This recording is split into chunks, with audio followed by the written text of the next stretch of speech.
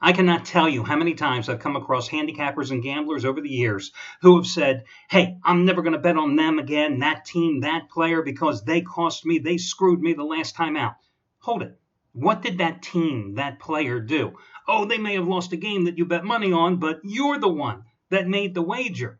And by simply eliminating them, by making such ridiculous and off the cuff statements that you're never going to go with them again, well, you've just decreased the odds when it comes to an open playing field. Listen, I know it's tough. Case in point, the only top-rated 15-time NBA best bet that I have lost in the postseason came a couple of days ago when the Spurs simply didn't bother showing up until midway through the fourth quarter and never came close to covering the double-digit spread at Memphis. But when I looked at the 4 games on Sunday, I mean, the Spurs, game number 4 at Memphis, it was sticking out like a sore thumb for all the reasons I told you if you happen to get my analysis on the play. Because they were outworked under the boards in game number 3. Because Memphis, using a small ball lineup, outscored them 18-1 in second chance points. Because they didn't shoot the ball well anywhere from the field or on the free throw line. And I just saw Greg Popovich was not going to be a happy man, and I thought they would come out, do what veterans teams do, and simply close out the Grizzlies in game number 4, and that's what they did. But again, I just lost the only best bet I lost the entire postseason on the Spurs in game number 3. But you just have to put it aside. Every day is a new betting opportunity. You can't hold it against a team. And again, guys that do it, I mean, they give me a good laugh, but I've just never understood that warped mindset. Well, listen, I'm doing this video report for you at about 9:30 here on Sunday night, San Diego time, because tomorrow morning, early in the morning, I've got to make a 2.5, 3-hour drive to the Coachella Music Festival to pick up my son and his 3 friends. And then, God, if you've ever been there, I mean, it's all like a little neighborhood where the Empire Polo Grounds are in Coachella, right there in Indio, California. I mean, it's all little side streets. I'm hoping it doesn't take me another 2 to 3 hours to get them and to get out of the neighborhood, because then I've got a 2.5 to 3-hour drive to LAX to get them on the plane to fly them all back for their college times there. So it's going to be a long day tomorrow, so I want to do this video report for you early. I can tell you, in terms of what is already available at this time, Steve Buden's Cali Cartel, just a phenomenal run they have been on over the past, God, you have to go back now, almost 3 months when you think about their run. Started late in the college basketball regular season, late in February, and here we are, midway, late through April. So actually, a couple of months, but the productivity they had first in the big dance and now in the NBA playoffs, well, it just keeps going. They won yet again yesterday, another 100-dime winner, as they were also on the San Antonio Spurs. And I can tell you that today they have 100-dime top-rated winner. Let's just get the exact number here. Number 23 out of 28. It's on the Thunder Mavs game. Matches their 100-dime on the Spurs yesterday. The one they had on Dallas, or Thunder on Saturday. Celtics over Atlanta on Friday. Raptors over Indiana on Thursday. Clippers over Portland on Wednesday. The Hawks over Boston last Tuesday.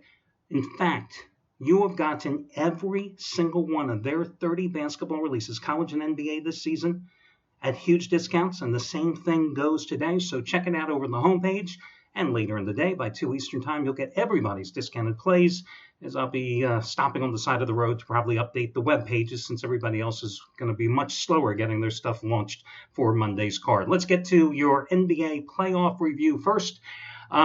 Favorites are now 20-10. After the Chalks went 3-1 yesterday, the only dog getting the cover, the Pistons against the Cavaliers. You've had 20 double-digit blowouts, 18 of them by favorites. Just twice has the dog won by a double-digit rout. Pacers, both in games 1 and 4, against Toronto, among the 30 games actually played. The under, interesting yesterday, 2-1-1 is what I would say the under went yesterday. The Spurs and the Grizzlies game went over the total. The Cavaliers and Pistons, it depended on when you actually bet the game. 198 points, the final total number of points in that game. Up until 12:30, 1 o'clock Eastern time, that line for the total was anywhere from 199 to 198. Then it dropped later in the day to about 197.5. I count it as a push, but still, the under is 21-8-1 so far in the postseason. Now, in terms of how the home teams have done in the postseason, this is something that came to me on Saturday night, so I started updating the records for you, and let me give you a recap here. The home teams are a perfect 3-0 in the Clippers, Trailblazers, and Heat Hornet series. The home team 3-1 against the spread. Of course, in the Spurs-Grizzlies series, which is now over, and in the Hawks-Celtics, which is tied up, 2 up, straight up in that best-of-7 as it heads back to Atlanta. The home teams, 2-2 split. Pacers-Raptors, Warriors-Rockets, Cavaliers-Pistons, and finally, one home team series, 1-3 the home team is gone, and that has been the Thunder and the Mavs versus the odds makers. Let's get to your complimentary play. I'm going to take a look at the game between Portland and the LA Clippers, the late game on the board. I look at this game, and, the Clippers, they've only won 3 playoff series during Doc Rivers' tenure, and each one of those playoff series went to 7 games. They've had some colossal, epic failures. Could they be on the verge of another one here tonight? Because Portland, after losing by margins of 20 and 21 points at Los Angeles in games 1 and 2 in the series, they took care of business at home, 96-88 a couple of nights ago in game number 3. Out-rebounded the Clippers, 56-44. If I had told you going into that game that the guy that would be the most dominant player on the defensive end and under the boards would be Mason Plumlee and not DeAndre Jordan, the guy that spurred Mark Cuban's millions to come back to the Clippers so he could be the third option on that team still, what would you have bet against me? I mean, Mason Plumlee, 6 points, 9 assists, 21 rebounds. 21 rebounds. That's the most rebounds in a playoff game for a Portland Trailblazer since Sam Bowie was playing a couple hundred years ago. DeAndre Jordan, he had 11 points. He had 16 rebounds. And once again, he couldn't hit the broad side of the barn at the free throw line as he missed, 7 of 10. Blake Griffin, great game number 1. Average game number 2. Awful game number 3, 5 for 16 from the field, just 12.7 rebounds.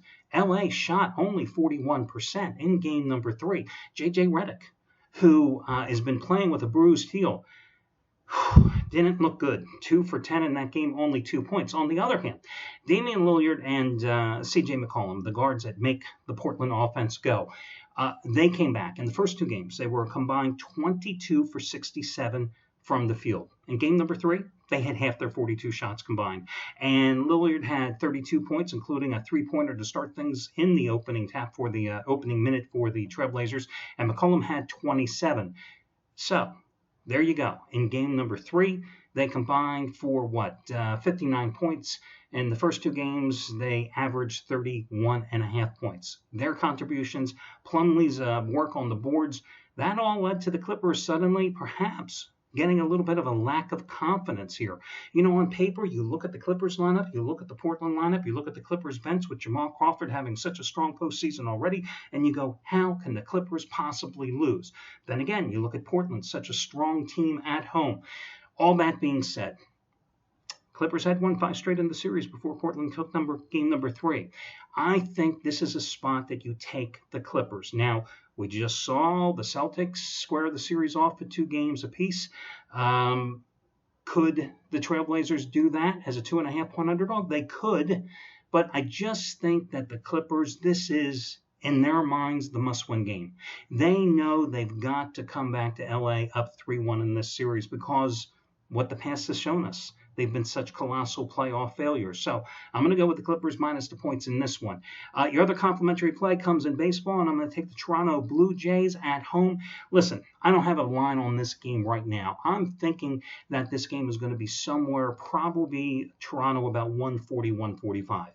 If it's 150 or above, play it on the run line. It doesn't matter. Either way, I like the Blue Jays, who have won 4 of their last 5 at home, scoring 31 runs in that stretch. But how about what they did the past 2 days in beating Oakland? 15 runs, 24 hits, 5 homers. Those are the Toronto Blue Jays that we saw put up such huge offensive numbers a year ago. By the way, how many times did I allude to you that the key to betting baseball is looking at run line favorites and looking at guys who historically get a lot of run support for no rhyme or reason? And one of them, Drew Hutchinson, who last year won 13 games despite having an earned run average near 5.5, actually over 5.5. And the reason he did is because Toronto supported him with 7.9 runs a game last year. He didn't even crack their rotation. In fact, he started in the minor leagues this season. He was caught up for a spot start yesterday. He was my latest baseball winner. The minute I saw he was getting caught up, I thought, hey, they're going to give him plenty of run support. Took him on the run line as a small dog. Boom, they score 6 runs, and he wins the game. Either way, they've won 4 of their last 5 at home. I'm going to go with them today with Marcus Stroman on the hill. Stroman... The Blue Jays have won 3 of his 4 starts so far this season. It's not that he's pitched exceptionally well, but I will say this. He is 7-0 with a 2.93 earned run average in 8 regular season starts since coming back to action last September after missing almost all of the 2015 season because of a knee injury that he suffered last year in spring training. White Sox are coming off a 3-0 sweep of the Rangers, right? They're off to their best start at 13-6 since the 2006 season. But I just like Toronto here. White Sox are going with Miguel Gonzalez. Now, this guy, he was pretty decent for the Baltimore Orioles in previous years, 3.80 earned run average in 97 starts, but they cut him loose before the season. White Sox went and signed him. He was pitching in AAA Charlotte, where he had some decent numbers. He has excelled during his career against Toronto with a 2.60 earned run average and a 7-3 record in 12 starts. But I just think in this particular spot, I would much rather play the Blue Jays, who put their hitting shoes on the past couple of days against an Oakland team that had come into that series winning 5 in a row and won the opener, and then the Blue Jays beat them up the past 2 days. That's why I'm going to take Toronto. Again, if it's 140 to 150, play the Blue Jays straight up. If it's over 150, play them on the run line. Either way, that's why I'm going with Toronto along with the Clippers. Those are your 2 free plays. I wish you well, guys, and I'll talk to you again on Tuesday when we do this one more time.